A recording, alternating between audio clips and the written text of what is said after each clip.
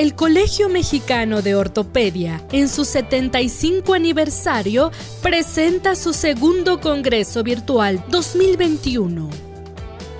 El doctor Fernando Cabrera García es médico especialista en ortopedia.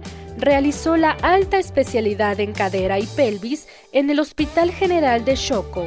Actualmente labora en este mismo hospital y además en el Hospital General Regional número 2 del Instituto Mexicano del Seguro Social.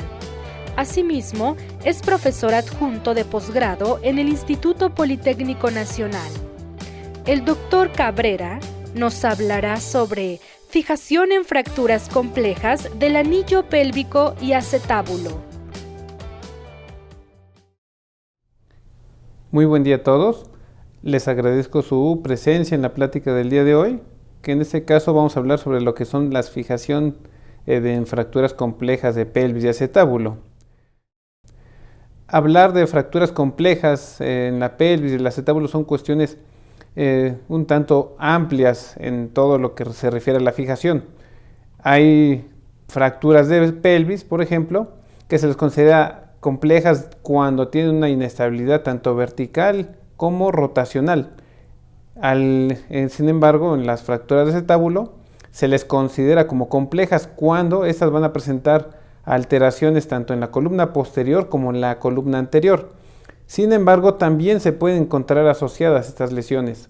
Encontramos lesiones asociadas a pelvis y acetábulo que las van a ser complejas por la parte técnica y las características del paciente, sus comorbilidades que van a tener. Vamos a ver en esa plática un poco más las lesiones asociadas, ya que vamos a encontrar que son lesiones poco frecuentes de un 15 a un 16%.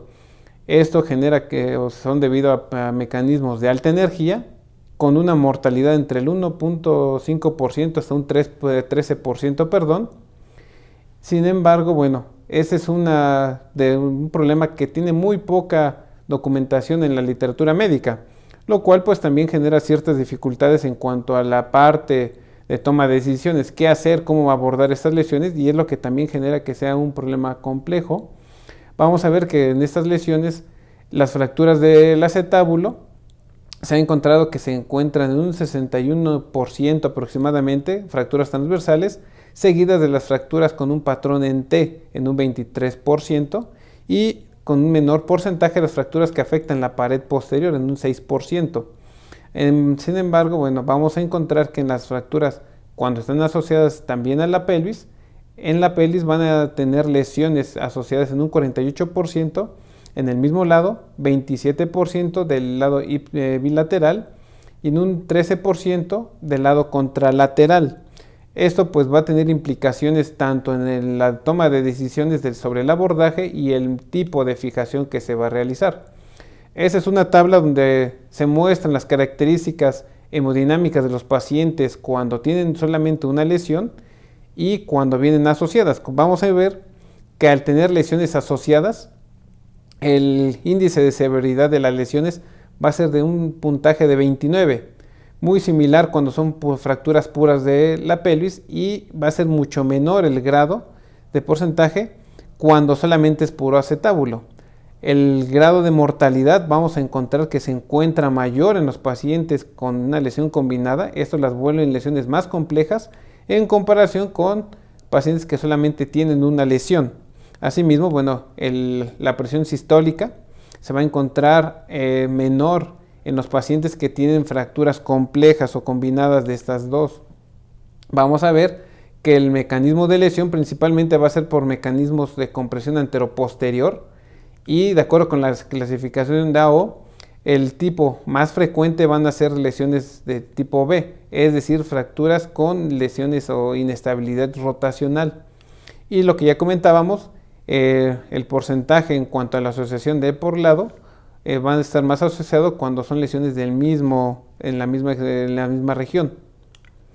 Vamos a encontrar que a nivel de las fracturas de la pelvis, principalmente va a haber una lesión a nivel de la zona sacra, va a haber una fractura, un mayor porcentaje en esta zona, seguido de una lesión en la articulación sacroiliaca anterior y una luxación de esta va a ocurrir en un 19%. ¿Ok?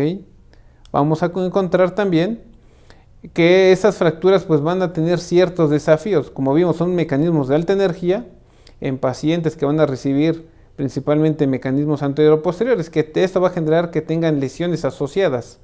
En otros puntos, que son pacientes que van a estar a veces en muchas ocasiones en áreas de terapia intensiva, que obviamente nos va a dificultar en la parte técnica por alteraciones viscerales, en tórax, abdomen, la posición, el posicionamiento del paciente. Entonces esto nos va a vamos a tener ciertos retos en estos pacientes, que va a ser uno, el momento en el cual vamos a tener que realizar la fijación del paciente, en qué secuencia vamos a llevar a cabo esta fijación, qué implantes vamos a seleccionar para el paciente y qué abordaje. Debemos tomar en cuenta que los pacientes se debe de individualizar estos factores, ya que no todos van a poder recibir el mismo manejo, aunque los patrones de fractura sean similares, ya que algunos pueden tener incapacidad, por ejemplo, para ubicarlos o posicionarlos en decúbito supino si tienen alguna lesión en la zona dorsal, o si tienen lesiones en tórax o abdomen, nos va a limitar colocarlos en una posición en prono, y esto pues obviamente nos va a modificar la elección del implante. Entonces tenemos también que conocer qué objetivo vamos a querer buscar en estas fracturas para tener un mejor manejo del paciente. En las fracturas de pelvis, bueno, lo que buscamos o lo que se va a tener como meta va a ser encontrar una estabilidad. Sabemos que la pelvis va a estar sometida a diferentes mecanismos o diferentes cargas, ya sea axial, rotacional, y va a estar la zona de la pelvis estabilizada por lo que son los huesos coxales, así como la serie de ligamentos que va a presentar, los sacroiliacos, sacrotuberosos, sacroespinosos y la sínfisis del pubis, los cuales pues, le van a dar esta estabilidad. A nivel del acetábulo, lo que vamos a buscar es restaurar lo que es el techo del acetábulo para que recupere nuevamente esa capacidad de tolerar la carga y transmitirla a la región del fémur proximal, y buscar una reducción concéntrica de la cabeza femoral, ya que en algunas ocasiones las fracturas de acetábulo pueden tener este problema, que existan protrusiones o una luxación central de la cabeza. Entonces estos van a ser sus objetivos y es en lo que nos tenemos que enfocar en los pacientes. Por lo tanto, al elegir el manejo del paciente tenemos que planificar el estado funcional del paciente, su estado fisiológico, las lesiones que van a acompañar al paciente.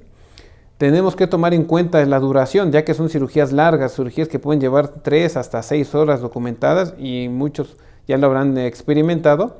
Entonces, saber también cuánto podemos durar en la cirugía del paciente, tomar en cuenta la cantidad de sangrado que va a tener el paciente, puede tener un sangrado bastante profuso, entonces también tenemos que considerar eso para la elección de la fijación. Ver el tipo de posición del paciente, si es un decúbito supino, un decúbito prono, qué método de reducción vamos a elegir, una reducción cerrada o abierta, y el abordaje. Todos estos factores son los que debemos considerar al tener al paciente y elegir el plan. Sin embargo, bueno, en cuanto al manejo, no hay un algoritmo que nos indique perfectamente cómo lo vamos a manejar y qué tipo de fijación vamos a hacer, ya que bueno, son diferentes o múltiples los patrones de fractura que vamos a encontrar. No hay una clasificación para una lesión asociada tanto de pelvis y acetábulo, y hay poca información documentada sobre esta patología. Entonces, lo ideal es planificar estas lesiones de manera aislada, es decir, planificar la pelvis como una fractura sola y planificar el acetábulo por cuenta propia. Esto nos va a tener un mejor pronóstico para el paciente, pero ahora, ya que tenemos esta parte posiblemente resuelta, ¿cómo lo vamos a planificar? Ahora, ¿qué es lo primero que tenemos que también tener en cuenta? Bueno, que debemos contar con los estudios necesarios, las radiografías completas para la valoración de la pelvis, así como del acetábulo, las proyecciones de Udet para acetábulo, AP, entrada, salida para pelvis, y la tomografía de reconstrucción para poder elegir qué es lo que vamos a hacer con nuestros pacientes. En cuanto a la fijación, lo recomendable y lo que se ha visto que tiene mejores resultados funcionales y en cuanto a la reducción es iniciar con la fijación desde la parte posterior hacia anterior y dar prioridad a la pelvis sobre la fijación del acetábulo. En esos casos, bueno, se preferencia utilizar un abordaje que nos permita abordar ambas áreas. En ese caso podemos encontrar que el abordaje ilioinguinal nos permite ver tanto la parte de la columna anterior del acetábulo, ver lo que es la parte anterior de la parte de la articulación de la sínfisis del pubis para la colocación de placas, y por ejemplo en la región posterior podemos utilizar técnicas percutáneas con la colocación de tornillos en estos casos. Pero bueno, también debemos tomar en cuenta qué tipo de lesiones y características van a tener el acetábulo para elegir el abordaje, ya sea un abordaje de Kocher, un abordaje, un Pfannenstiel, una estopa. Esa es una tabla donde vemos los diferentes tipos de lesiones a nivel acetabular, una columna posterior, anterior, una fractura transversal, una fractura en T, y el tipo de abordaje que está indicado en cada uno de ellos. El que más vamos a ver pues, va a ser el de Kocher-Lachenberg para lesiones en la columna posterior, el ilioinguinal cuando tienen pacientes lesiones en la columna anterior, ¿ok? Entonces esta tabla nos puede ayudar para elegir el tipo de abordaje que se va a realizar, y la selección del implante pues va a depender del sitio anatómico y del tipo de fractura, dependiendo también las características del paciente. Lo ideal es utilizar el menor número de abordajes para que la cirugía sea lo menos prolongada que se pueda en los pacientes, para lo cual pues, podemos contar con implantes que se pueden colocar de manera percutánea, como son tornillos canulados, para la reducción de la región posterior de la articulación sacroiliaca, o tornillos también para las lesiones que están a nivel de las ramas, en este caso la iliopúbica, que se puede utilizar. A nivel en la parte anterior, pues se puede utilizar también el uso de placas para la sínfisis del pubis o placas para la región posterior a nivel de lo que es la articulación sacroiliaca. Y para el acetábulo también podemos pensar en técnicas percutáneas utilizando tornillos para la columna anterior, para la columna posterior, ya sea de forma anterógrada o retrógrada, dependiendo el abordaje y las características de la lesión del paciente. Asimismo tenemos el uso de placas para la región de la columna posterior, placas para la columna anterior, o también se pueden utilizar placas cuando el paciente tiene lesión a nivel de lo que es la lámina cuadrilátera. ¿Okay? Como vemos, las fracturas de la pelvis, el manejo de esas debe ser individualizado para cada paciente. No todos van a requerir el mismo manejo, ningún paciente se puede abordar de la misma forma. Debe ser un manejo multidisciplinario, ya que requerimos también el apoyo de otros servicios para que el paciente esté en condiciones para llevarlo a cirugía.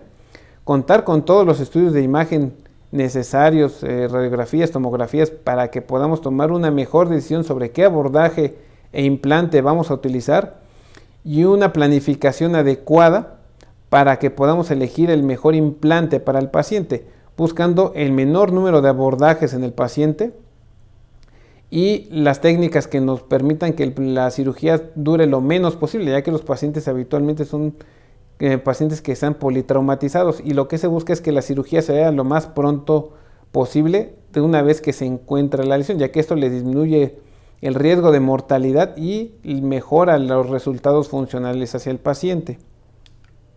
Por mi parte sería todo. Les agradezco a todos su presencia.